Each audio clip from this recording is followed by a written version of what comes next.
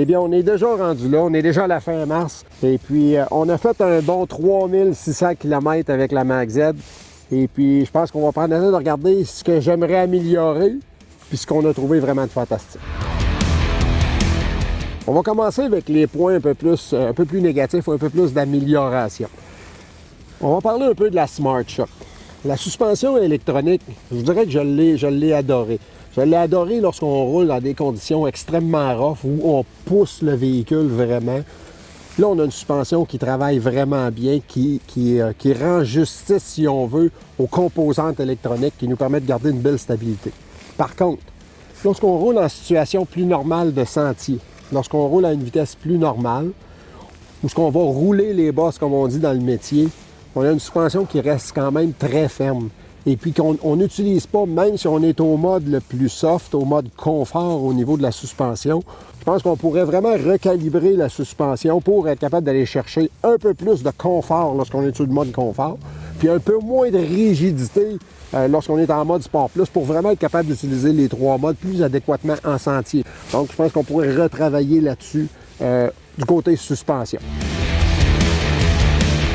Côté plus positif maintenant, je pense que la motorisation, il n'y a aucun doute là-dessus. C'est un des plus beaux moteurs Rotax du côté du 4 temps. On n'a pas un feeling de 2 temps, c'est certain, mais c'est un beau moteur. C'est un moteur qui est économique. C'est un moteur qui répond tout le temps. C'est un moteur qui n'a jamais fait aucun geste. Ça fait déjà 3 saisons qu'on roule le 900 Ace Turbo et le Turbo Air, c'était la première saison.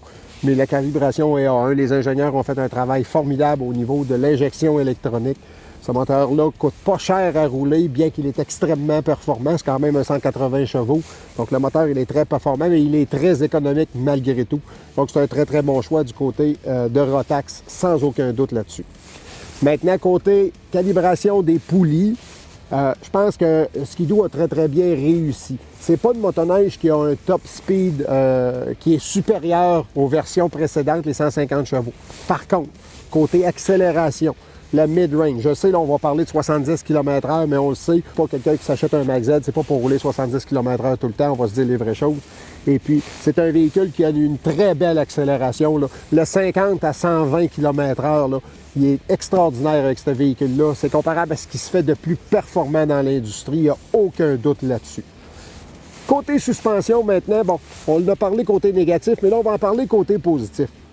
Lorsqu'on rouvre la machine, comme on dit, lorsqu'on pousse dans les bosses, wow, c'est un bijou. Bien que le devant est pesant parce qu'on a un 4 temps, c'est une motoneige qui se comporte terriblement bien. Lorsqu'on tombe dans les bosses d'un pied, un pied et demi, et puis qu'on roule, qu'on monte à haute vitesse, on s'aperçoit vraiment que la suspension a fait de l'excellent travail. Ça conclut notre saison avec la Mag-Z 2022.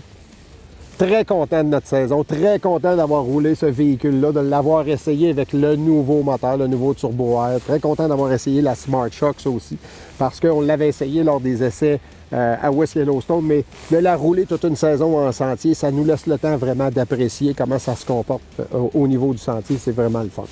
La gang de chez Content, encore une fois, fait plusieurs saisons. Merci beaucoup, la gang. Je pense à François Cléroux, à Chantal, à Arnaud. Merci beaucoup de nous faire confiance. C'est une autre excellente saison. Fait qu'on vous dit à la saison prochaine.